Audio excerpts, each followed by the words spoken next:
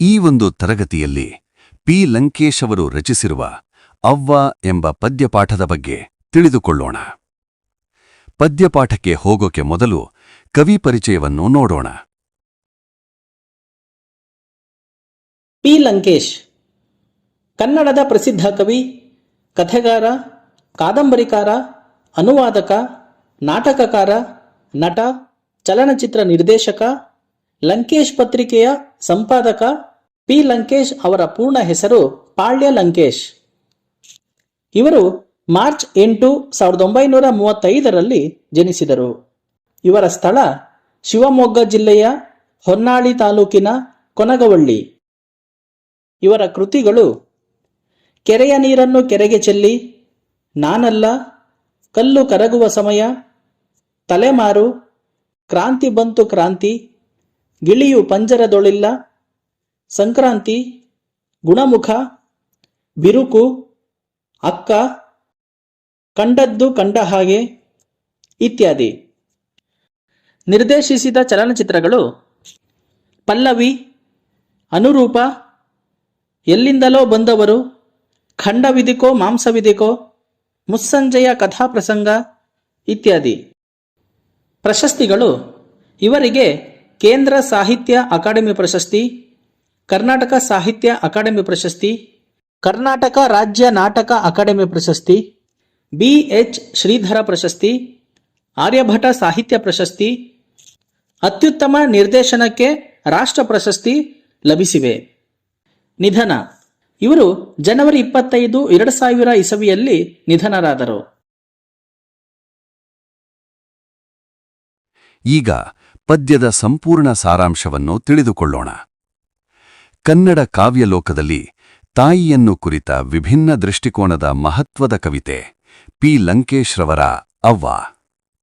ಶ್ರಮ ಸಂಸ್ಕೃತಿಯ ಮಹತ್ವವನ್ನು ಎತ್ತಿ ಹಿಡಿಯುತ್ತಲೇ ಭಾರತೀಯ ಪರಂಪರೆಯಲ್ಲಿ ಹೆಣ್ಣಿನ ಕುರಿತು ಸ್ಥಾಪಿತ ಮೌಲ್ಯಗಳನ್ನು ಧಿಕ್ಕರಿಸುತ್ತದೆ. ನೆಲದೊಂದಿಗೆ ಹೆಣ್ಣನ್ನು ಸಮೀಕರಿಸುತ್ತಾ ಹೆಣ್ಣಿನ ಅನನ್ಯತೆಯನ್ನು ದಾಖಲಿಸುವಂತಹ ಕವಿತೆಯಿದಾಗಿದೆ. ನೆಲವಿಲ್ಲದೆ ಬದುಕಿಲ್ಲ. ನೆಲವಿಲ್ಲದೆ ಭೂಮಿಯ ಮೇಲಿನ ಯಾವ ಚರಾಚರಗಳ ಉಳಿವು ಸಾಧ್ಯವಿಲ್ಲ. ಹಾಗಾಗಿ ಕವಿ ತನ್ನ ಅವ್ವನನ್ನು ಫಲವತ್ತಾದ ಕಪ್ಪು ನೆಲ ಎಂದು ಕರೆಯುತ್ತಾರೆ. ಫಲವತ್ತತೆಯ ಗುಡಿ ಹೊಂದಿರುವ ಕಪ್ಪು ಮಣ್ಣು ಸುಟ್ಟಷ್ಟು ಕಸುವುಗೊಳ್ಳುತ್ತದೆ. ಹೂ, ಹಣ್ಣುಗಳನ್ನು ಬಿಟ್ಟು ಉತ್ತಮ ಫಲವನ್ನು ಕೊಡುತ್ತದೆ. ಇಂತಹ ಮಣ್ಣಿನ ಗುಣ ಈ ಅವ್ವನದು. ತನ್ನ ಬದುಕಿನಲ್ಲಿ ಎದುರಾದ ಎಲ್ಲಾ ಸಂಕಟ ಸವಾಲುಗಳನ್ನು ಎದುರಿಸಿದಷ್ಟು ಗಟ್ಟಿಯಾಗುತ್ತಾ ಜೀವನೋತ್ಸಾಹದಿಂದ ತನ್ನ ಕುಟುಂಬಕ್ಕಾಗಿ ಬದುಕು ಕಟ್ಟಿಕೊಳ್ಳುತ್ತಾಳೆ ಅವ್ವ. ಕಷ್ಟ ಕಾರ್ಪಣ್ಯಗಳೆಲ್ಲ ಸಹಿಸುತ್ತಾ ಮಕ್ಕಳು ಒದ್ದಾಗ ಅವಳ ಅಂಗಾಂಗ ಪುಳಕವಾಗುತ್ತದೆ. ಆಗ ತನ್ನನ್ನು ತಾನೇ ಮೈಮರೆಯುತ್ತಾಳೆ. ಮಣ್ಣಿನಂತೆಯೇ ಉತ್ತಮ ಗುಣದ ಅವ್ವ ಹೊಲವನ್ನು ತನ್ನ ಕೈಯಲ್ಲಿ ಹುತ್ತು, ಬಿತ್ತು, ನೀರನ್ನು ಹಾಯಿಸಿ ಮೆಣಸು, ಅವಡೆ, ಜೋಳ, ತೊಗರಿ ಬೆಳೆದು ಅಪ್ಪನನ್ನು ಮೆಟ್ಟಿಸಿ ಗೆಲ್ಲುತ್ತಾಳೆ. ಹೂವಲ್ಲಿ ಹೂವಾಗಿ, ಕಾಯಲ್ಲಿ ಕಾಯಾಗಿ, ಕೆಸರುಗದ್ದೆಯನ್ನು ನೋಡಿಕೊಂಡು ತನ್ನ ಚಿಂದಿ ಬಟ್ಟೆಯಲ್ಲಿಯೇ ಇಡೀ ಯೌವನವನ್ನು ಕಳೆಯುತ್ತಾಳೆ. ಹೀಗೆ ತನ್ನ ದುಡಿಮೆಯಲ್ಲಿ ಬದುಕು ಕಳೆಯುವ ಅವಳ ಪಯಣವೆಲ್ಲವೂ ಕುಟುಂಬಕ್ಕಾಗಿ ಆಗಿರುತ್ತದೆ. ಬಾಗುಬೆನ್ನಿನ ಮುದುಕಿ, ಅದೆಷ್ಟು ವಯಸ್ಸು ಆಗಿದೆಯೋ, ಆದರೂ ಒಲೆಯಲ್ಲಿ ಹೋಳಿಗೆ ಮಾಡುವ ಸಂಭ್ರಮ ಅವಳದು.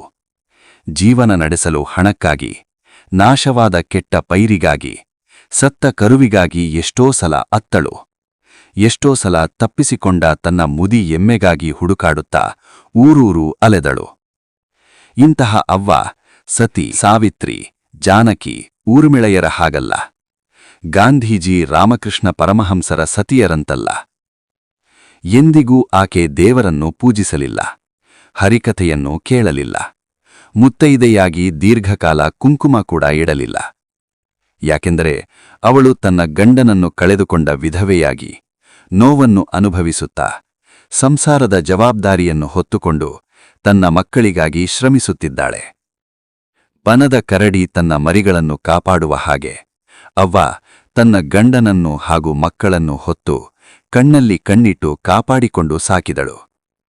ಹಣದ ಸಮಸ್ಯೆ ಇರುವ ಕಾರಣ ನೊಂದ ನಾಯಿಯ ಹಾಗೆ ಬೈದಾಡಿ, ಗೊಣಗಾಡಿ, ಗುದ್ದಾಡಿಕೊಂಡು ಭವಿಷ್ಯಕ್ಕಾಗಿ ಹಣವನ್ನು ಗಂಟು ಮಾಡಿ ಕೂಡಿಟ್ಟಿದ್ದಳು.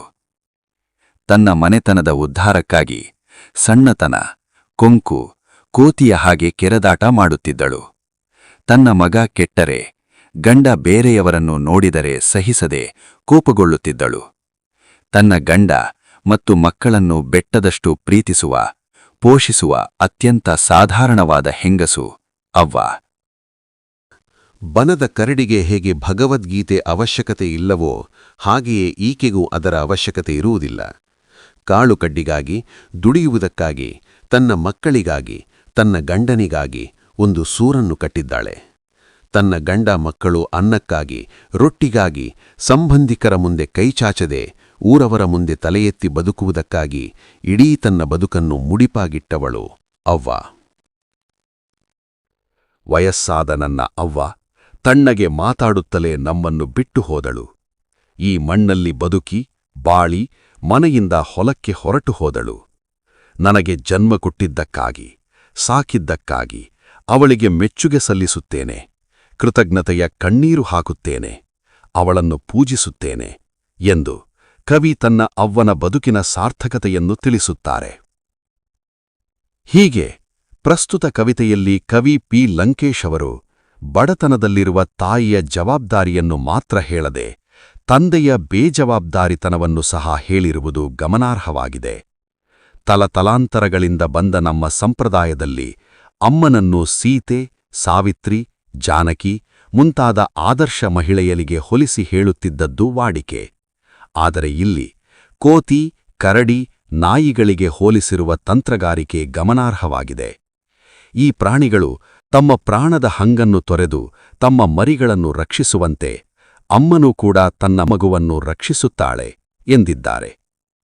ಉಪ್ಪಿಗಿಂತ ರುಚಿಯಿಲ್ಲ, ತಾಯಿಗಿಂತ ಬಂಧುವಿಲ್ಲ ಎಂಬ ಗಾದೆ ಮಾತಂತೆ ತಾಯಿಯ ನಿಸ್ವಾರ್ಥದ ಹಿನ್ನೆಲೆಯಲ್ಲಿ ಈ ಕವಿತೆಯನ್ನು ಅರ್ಥಮಾಡಿಕೊಳ್ಳಬಹುದು. ನಾವು ನಮ್ಮ ಸುತ್ತಮುತ್ತಲಿರುವ ನಾಯಿಮರಿ, ಕೋಳಿಮರಿ ಇತ್ಯಾದಿ ಪ್ರಾಣಿ ಪಕ್ಷಿಗಳು ತಮ್ಮ ತಮ್ಮ ಮರಿಗಳನ್ನು ಎಷ್ಟೊಂದು ಜೋಪಾನವಾಗಿ ಕಾಪಾಡುತ್ತವೆ ಎಂದು ಆ ತಾಯಿತನದ ಜವಾಬ್ದಾರಿಯನ್ನು ಕಂಡು ಮರುಗಿ ಬೆರಗಾಗುತ್ತೇವೆ. ಆದರೆ ನಮ್ಮ ಅಮ್ಮಂದಿರು ನಮ್ಮನ್ನು ಸಾಕಿ ಬೆಳೆಸಲು ಎಷ್ಟು ಕಷ್ಟಪಟ್ಟಿರುತ್ತಾರೆ ಎಂಬುದನ್ನು ಕಣ್ಣಾರೆ ಕಂಡಿದ್ದರೂ ಕೂಡ ಅವರ ತ್ಯಾಗವನ್ನು ಸ್ಮರಿಸುವಲ್ಲಿ ವಿಫಲರಾಗುತ್ತೇವಾ? ಅಮ್ಮ ಬದುಕಿದ್ದಾಗಲೇ ಆಕೆಯನ್ನು ನೋವು ಕೊಡದಂತೆ ಪ್ರೀತಿಯಿಂದ ನೋಡಿಕೊಳ್ಳುವುದು ನಮ್ಮೆಲ್ಲರ ಆದ್ಯ ಕರ್ತವ್ಯ. ಬದುಕಿದ್ದಾಗ ಆಕೆಯನ್ನು ಕಡೆಗಣಿಸಿ ಸತ್ತಾಗ ನೆನೆದು ಕಣ್ಣೀರು ಸುರಿಸುವುದರಿಂದ ಏನೂ ಪ್ರಯೋಜನವಿಲ್ಲ. ದೇವರಿದ್ದಾನೋ ಇಲ್ಲವೋ ಗೊತ್ತಿಲ್ಲ, ಆದರೆ ನಾವು ಕಂಡ ಭೂಲೋಕದ ಮೊದಲ ದೇವತೆ ನಮ್ಮ ಅಮ್ಮ. ನಮ್ಮ ಜೀವನ ಉದ್ದಕ್ಕೂ ಪಾಲನೆ, ಪೋಷಣೆಯ ಜವಾಬ್ದಾರಿ ಹೊತ್ತು ಇಂದು ಮುಂದು ಎಂದೆಂದೂ ಒಂದೇ ರೀತಿಯ ಪ್ರೀತಿ ವಾತ್ಸಲ್ಯವನ್ನು ತೋರುವ ಲೋಕದ ಏಕೈಕ ಜೀವಿ ಅದು ಅಮ್ಮ ಮಾತ್ರ.